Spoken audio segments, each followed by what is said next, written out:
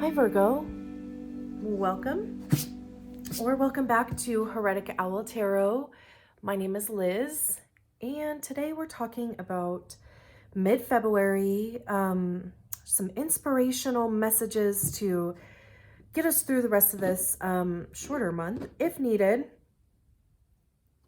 And kind of the same as last month, I'm just going to kind of clear the space here. So if there are any energies, thoughts, behaviors, patterns, anything that you would like to be cleansed as well, throw it in the bowl. We'll do that for you. And I'm going to do this 3 times. Just be aware of that. If you have headphones in, here we go.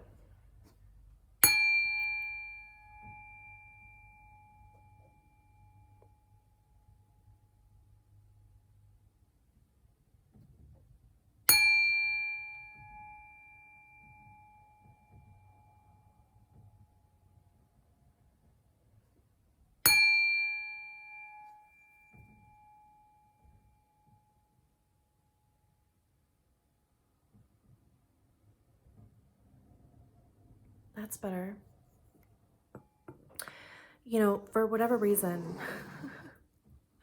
Sister Act has been the energy today. Like I keep hearing in the other reads, like when I first, like the first time I hit the bowl, I would hear, you know, so if you've seen Sister Act, and if you haven't, oh my gosh, please watch it. It's a classic. One of my favorite movies. It's on Disney Plus. Anyway, so when Sister Mary Clarence has all the nuns sing together at one time for the first time, that's what I kind of kept hearing in my head every time I would hit the bowl for the first time. And I love it. You know, like if the energy of those nuns is around us, I am 100% here for it. But what's interesting with yours is like this even just kind of sounded different to me. Like, I mean, my throat even is feeling like all of a sudden a little bit sore, but I heard, and of course her name is escaping me, but it's the younger nun in Sister Act, where, you know, she kind of singles her out, and because she's like, I can't really hear you, you know, like, are you actually singing? So she, you know, kind of just works with her directly. And, you know, at first she's like, ah. And then, you know, like, so, you know, Sister Mary Clarence is telling her like, no, you know, I need you to project your voice. And then, you know, finally she gets to the point where she's like, ah, forgive me and my voice. But so anyway, so I was just kind of like, I was hearing her in my mind's eye. And so, you know, and especially like with my throat now kind of being a little bit sore. And as we know, I've said a million times, I feel, you know, like I myself am going through like a throat chakra healing and opening and stuff. So you could be also kind of working on finding your voice. You know, like kind of going from being like, oh, well, I don't know, to being like, no, I know exactly what I want. I'm going to communicate it clearly. I know you can hear me. So anyway, very interesting, Virgo. So, I'm not working with a spread, this time. My intention is just for a card or 2 to come out. You know, I'd like these messages to be a bit on the short and sweet side. So the card does actually need to fall out of the deck. If it flips in the deck, we'll just flip it over and keep it moving. I don't shuffle reversals into my decks, but if the card comes out and it lands in the reverse, we'll keep it in the reverse. So we have the Page of Wands. Oh my gosh.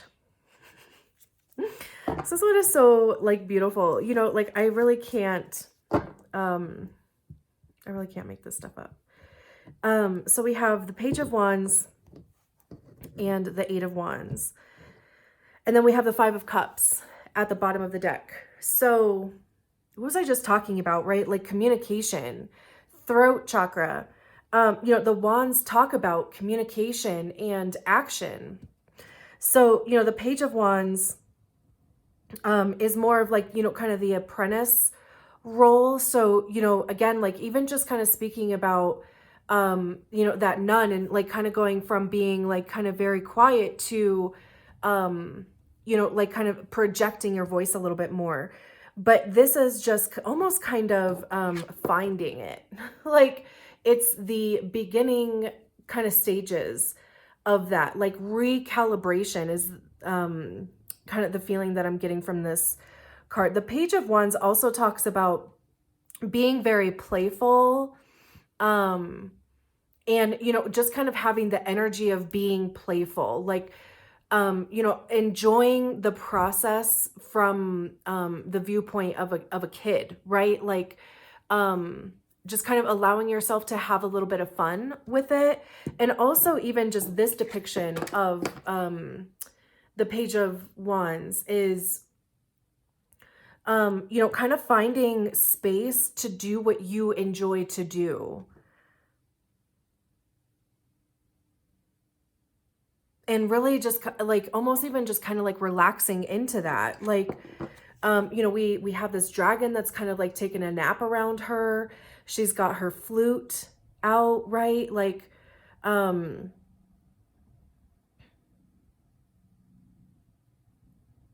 it's almost like kind of taking a moment of pause, to kind of like allow things to almost kind of catch up to you is a feeling that I'm getting. We have the Eight of Wands here.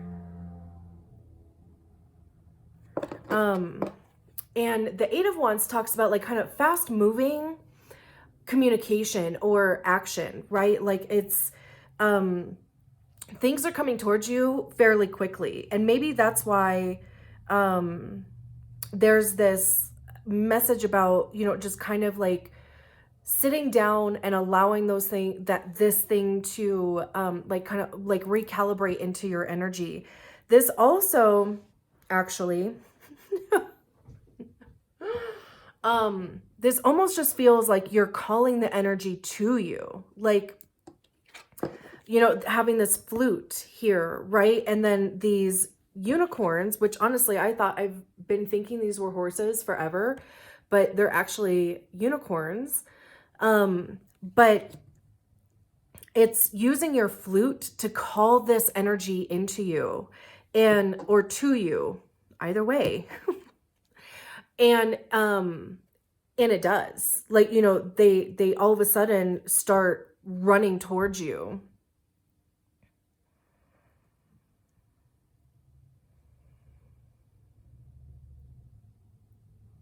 This could have been something that like you've been focusing on for like an extended period of time also, because I'm just like, I'm kind of seeing these candles down here and they're like a little burnt down. So you could have been just kind of sitting in this energy a little bit longer than maybe you think you should have. We have the Five of Cups at the bottom of the deck. And the Five of Cups talks about kind of like loss and a little bit of like depression. We have the Three Cups that are empty here. Like she's kind of got her eyes closed and she's got a tear running down her face. I don't know if you can see that.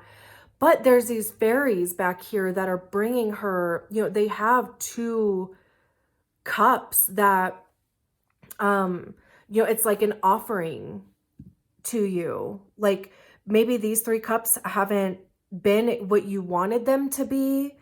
And maybe, like you've just been focusing on those three cups, like, gosh, like this isn't what I thought it was going to be, or, it started off great, but it's not working now, whatever the case may be. And, there's this offering here, or there's going to be this offering here of these two cups. And it's almost like there's either a decision between the two, or, you get both of them. Like, why decide? Honestly, like that's what I just heard in my head. Like, why decide on one of them when you can have both? And then we have the Queen of Pentacles behind that, sitting on her throne, you know, like having all of the materials that she needs, having all of the resources that she needs. And there's all of these, I don't know if you can if you can kind of tell, but there's all of these, you know, kind of beings that are kind of intertwined in the bark of the tree also. So it's, you know, like just being kind of like divinely protected. And that could be, you know, the resources that you need or the materials or, you know, I mean, it could, of course, like it could have to do with money. It could have to do with your health. Like, you know, it's what is being offered to you by these fairies or it's being brought into you. So, you know, like it's kind of, the, it's the energy that you need to come out of seeing things as being empty and not what you wanted, and you know, kind of being in this depressed state, to being in your energy, right, and sitting on your throne and having either the support or just the like I said, the resources around you to really, you know, kind of stand in your power and sit in your power.